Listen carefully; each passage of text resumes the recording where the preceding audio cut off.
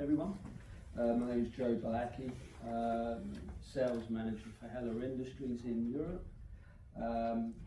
Been associated now with Heller for about 27 years. So I know the technology inside and out to some degree. Really what I wanted to review today, and please don't worry, this is not an Extinction Rebellion talk or party political broadcast. So we've had enough of that, I think, in this country for the past few weeks. But more seriously, we happen to have a couple of crises going on. One is to do with the climate, of course. We hear about that on a regular basis. But more, I suppose, more recent is the cost of energy. And it just so happens that going back a few years ago, we actually took on a decision to bring out a brand new model. So we're talking back to 2017 to build a system that would actually require fewer materials, that would actually require less energy to give us the same process capability. And the reason why, fairly simple. If you look at an SMT line, the actual oven that sits at the end, typically of the line, uses a hell of a lot of energy. And quite often, one reflow system could cost anywhere between 10,000 to 50,000 pounds a year to run. So any percentage saving that you can get from that reflow process, it's a winner, right? So that's really the backbone of the discussion I'm going to share with you today. So it's how we've been able to address this with the new model, the Mark 7. So green manufacturing has been something that, as a reflow oven supplier, has been put to us over the last 10 years. What are Heller doing to try and make us a much greener company? And it's all about reducing energy and the use of the reduced carbon footprint. It's all about reducing the materials which go inside the oven. Typically, these are very large systems, anywhere between 4 meters up to 8 meters, that take up floor space in your factory. And also, it's about pollution and waste. So these are the three key areas, really, that we needed to try and address. And I think with the Mark 7, we have done that. We've been able to do this by introducing new energy efficient heating modules. And I'll come back to that in a moment. It's about using the software. And when the oven is not being used, does the oven need to be running in a production mode, or can it be dialed down? So that's an important part. And it's all about also clean emissions, new flux management systems. Whenever we have a system and we look to collect flux, we try not to use filters. We try not to use pellets or some kind of entrapment for the flux material, because it becomes a waste. It's a toxic waste. We still collect flux, but we collect it as its own entity, whether it's a solid or as a liquid. This makes dispensing of the residue flux material much easier. But we also have another process with regards to that. I'll come to that in a moment. So, the new Mark 7. Anyone that knows Heller Industries and they know basically the platforms that we operate, we start off at the 1700 model, which is basically just 3.5 meters approximately, right up to the 2156 MK7, which is 8.5 meters long. Well, we've now created the Mark 7 version of those. Okay, we're still running actually the old Mark 5, the existing Mark 5, very much a workhorse, along with the Mark 7. So we're selling both brands at the moment.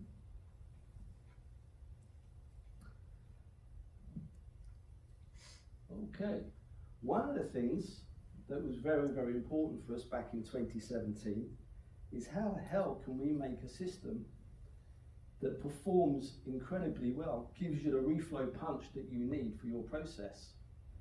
But we use less materials to build the thing.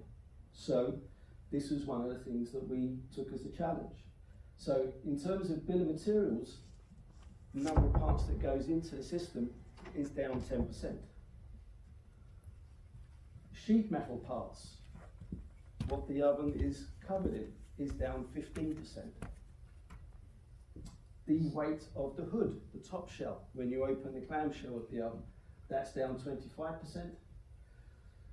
And the actual base weight of the frame is down 8%. The outcome of this is that 90% is completely brand new design between the Mark V and the Mark 7. This is actually a big change for us because for the past 20 odd years, it's been an evolution from one model, EXL, to the MK3 to the MK5. It's been improvements as an evolution. This has been radically changed for us, a brand new model.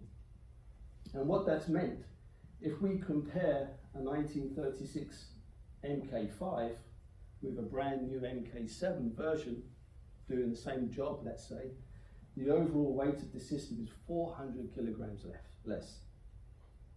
A significant reduction. So we're doing our bit in trying to produce a system that's much more energy efficient, reducing our carbon footprint. Part of the improvement was to actually construct and develop a completely new heating module. And what we wanted to do was to make it as thin and as lightweight sheet metal inside the heating module. Again, to reduce the weight, to reduce the thermal load that the heater module will have. The actual airflow through the module is the same as the MK5, so we haven't changed the concept of our heating system. We've just changed the construction of the heater module. And these heater modules are approximately 5 kilos less in weight compared to the MK5. Okay. So it's a lower height, it's a shallower height heater module. It's constructed of lightweight materials. And because it's a lighter unit, it's a lighter thermal load. Doesn't take so much to heat up. And in fact, what we do now is we encase this whole heater module in insulation so that we keep the heat energy in. And this is very important. But the actual process of the heating system of the heater module is the same as previously. So we will bring our process gas into the module. The impeller, which is moving the gas around, of course, pushes the gas over our open coil heater elements down into the module.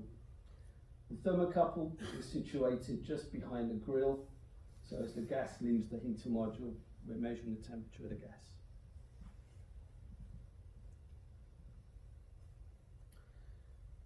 So basically what it means is that it's a much more dynamic system because it's not so heavy, it's not so lumbersome. Heats up very quickly, cools down very quickly. So if you're changing recipes, if you've got a high mix SMT environment, you're changing recipes through the day, this chap will heat up and cool down faster because it's a lower mass. Temperature uniformity, we're actually installing the new heater modules with larger impellers than the MK5s. What it means is that we have a higher convection flow out of the heater module. And what we're finding is that heat transfer into your product is much. So we're even improving the efficiency of the heating process to your board, to your product. I've already touched on the aspect of power, but nitrogen as well. We are seeing a lot of savings in nitrogen. And primarily a lot of this is down to the fact that the volume inside the heater module is much smaller. The actual airflow dynamics of the gas flow in the heater module is much more balanced. We have a lot less turbulence and a lot less chance of nitrogen being pushed out of the oven and air being sucked in. Basically, the air path through the heater module is optimized. So, great. We've got a brand new machine, but what does it do? What was the challenge? What did we look to try and achieve? We was actually trying to save approximately between 10 and 15% in terms of energy efficiency. And what we found when we built the system actually surprised us, even surprised us. So what we're looking at here is two equivalent systems, the 1936 MK7, 1936 MK5, and I have to say the MK5 is an equivalent to the marketplace right now. So if I look at my competitors, and I know because we've done head-to-heads with a lot of my competitors, our energy consumption is pretty much the same as theirs, okay? So I would say the MK7 is the best in the market right now, but the point I'm trying to make is it's not like the MK5 was a bit of a beast and it sucked energy. It's not the case. It wasn't equivalent to what you see elsewhere. So taking a certain board type and then looking at the oven in three conditions with no loading, loading and heavy loading, we wanted to profile the oven to see what that profile performance, reflow profile performance was. But here, the data down here is the important thing. So on startup, yeah, we need a lot of energy. And you can see here the MK5 is pulling around 15 kilowatts per hour. If we look at the Mark 7, it's 10 kilowatts. And then after 30 minutes on startup, we're still at 13 kilowatts on the MK5, and we're at 9 kilowatts on the MK7. That's a 30% improvement. 30% more efficient. That's without nitrogen. With nitrogen, you can see we're running a bit harder. So it's a 0.25 kilowatts higher with running nitrogen. And we're seeing the same sort of thing here. On the MK5, we're actually running 1 kilowatt more when we run nitrogen. So we're seeing a big saving in energy just between the two models, and they both can do the same thing. I would argue actually the MK7 has proven itself to be even better than the MK5. In nitrogen as well, we see that running idle, we're actually needing less nitrogen flow to maintain 500 ppm of oxygen compared to the MK5, which is 700 FCFH, standard cubic feet per hour. Under loading, which is really more important, it's more critical, so 500 FCFH gives us between 500 and 1,500 ppm. 500 FCFH is around 14 cubic meters per hour of nitrogen. Very lean nitrogen operation.